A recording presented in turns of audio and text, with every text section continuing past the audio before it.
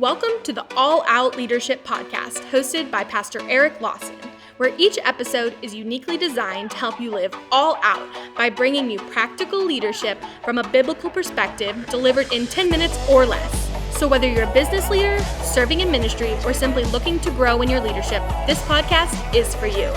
Before we dive into this week's topic, make sure to subscribe to the podcast and download the show notes at ericlawson.com/podcast. And while you're at it, feel free to share the content on social media. Now, let's join Pastor Eric for this week's conversation. Welcome to another episode of the All Out Leadership Podcast. We're going to continue in the life of David, who is a standard of leadership. Last week, we looked at what are the principles that made David a giant killer. We want to kill giants. We want to be a giant slayer, but we often fail to see all the steps that a leader took that prepared them and positioned them to be able to kill a giant in the first place. Last week, we saw the principle was show up. David knew how to show up on time and where he needed to be. And we're going to continue this week with the second principle to position us for promotion. 1 Samuel chapter 17, verse 20, so David rose early in the morning, left the sheep with a keeper, and took the things and went as Jesse had commanded him. The second principle that we see in the life of a great leader is they were a steward of what they had.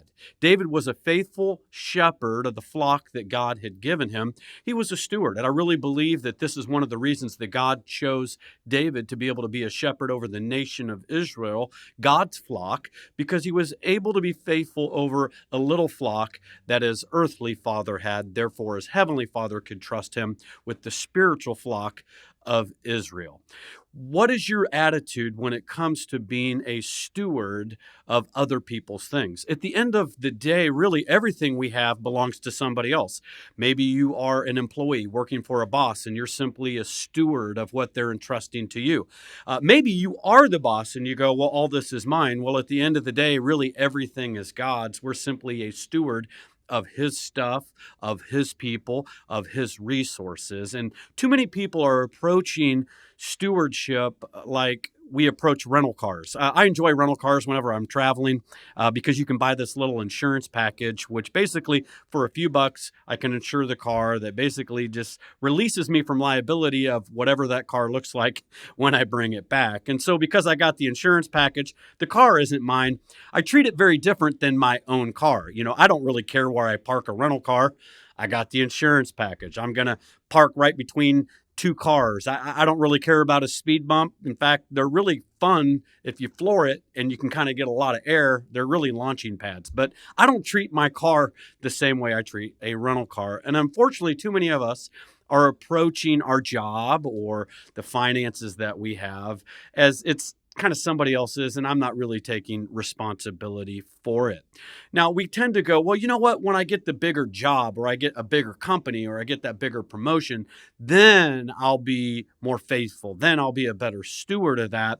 But David was faithful in the very little things. We know it actually wasn't even a very big flock that David had, because when David showed up to the battlefield to begin to dialogue with his brothers, his older brother actually began to mock him with how small the responsibility that David had. I read in 1 Samuel 17:28, now Eliab, his oldest brother, said, why did you come down here, and with whom did you leave those few sheep in the wilderness? His older brother was mocking him and the little sheep that he had. And I just love the heart of David here, that even though it was a few sheep, he still treated it with stewardship mentality. He treated it really as an owner mentality. How do you treat what you currently have?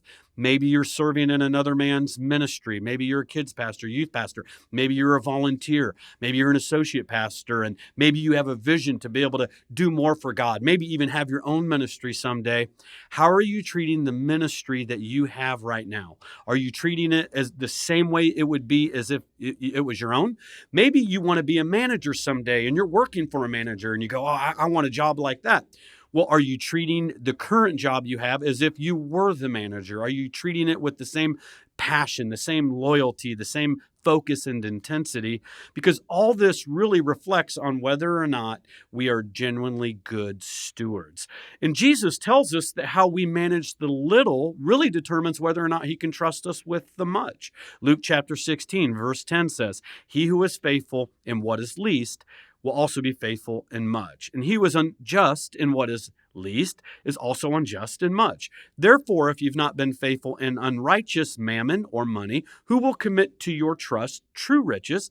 And if you've not been faithful in what is another man's, who will give you what is your own?" God watches to see how we manage other people's and how we manage little things to see whether or not he can trust us with greater things. When I was starting out in ministry at 19, 20 years old, I felt called to a particular church and to a particular pastor and the vision that he had. And I had the privilege of actually serving at that church for 14 years in totality. And I learned so much under that leader and in that ministry. And one of the things that God taught me and just really directed me to early was this passage of scripture right here. I knew that someday I wanted to be a pastor. I knew that someday I would get to lead a church of my own. In fact, I got out a folder one day early in ministry and I titled it, "When I Will Pastor." And I just started collecting notes of everything I didn't like about church and what I thought should be different someday. And I just started filing it into that folder. And I learned as I grew. And God just said, "Eric, you treat this ministry as if it was your own. Treat every position, every job, every task as if you were the senior pastor of this church." And when I did that, it changed everything. In fact, my first position was janitor. And I just said, "God, I'm going to be the greatest janitor you've ever had." In fact, one of my passions was to see how many people it would take to replace me when I left that position.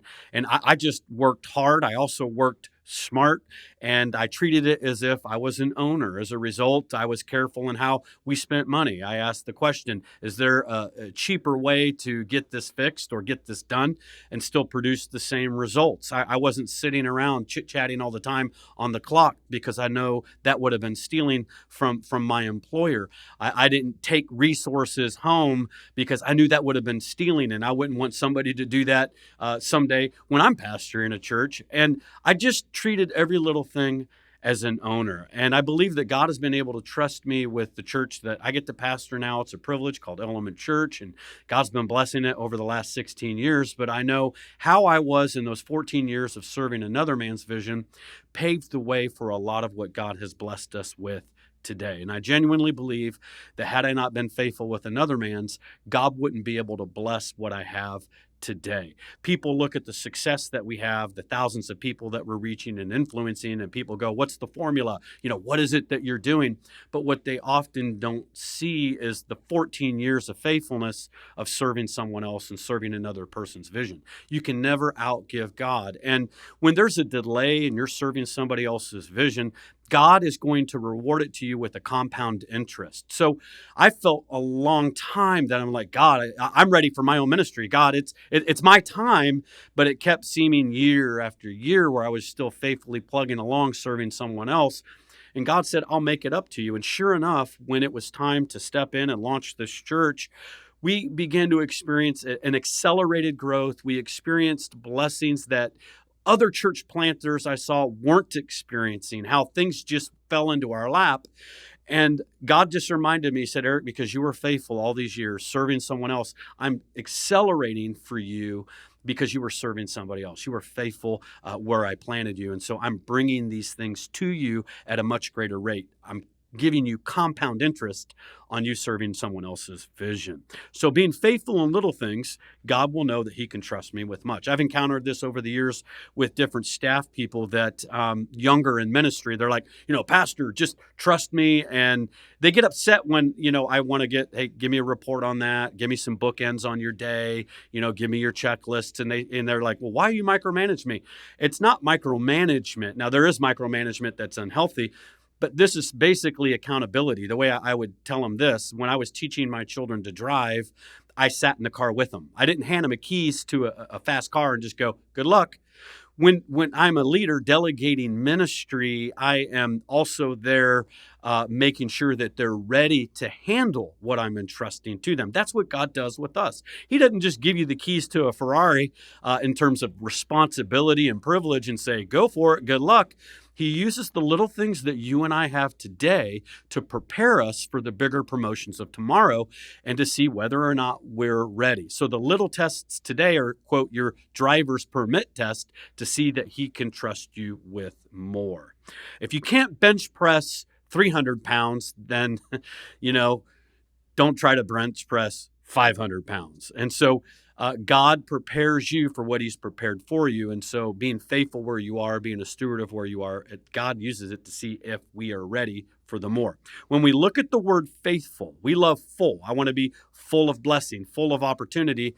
Well, at the beginning of faithful is the word faith. Right now, as you're being faithful, serving someone else's vision, know this, it takes faith to do that. It takes faith to be faithful where God has planted you, knowing this, God will give you a harvest if you grow not being weary in well-doing.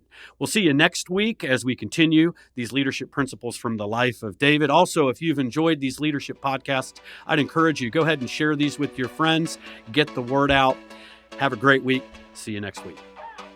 Thank you for joining us on the All Out Leadership Podcast. We hope you gained new biblical insight that challenged you to grow in your leadership. If you've enjoyed this week's episode, we would love your help in getting the content out farther. You can help by subscribing to the podcast at ericlawson.com/podcast and telling others about it. Next week, Pastor Eric will be back with another episode. So until then, we hope you have a great week being an all-out leader.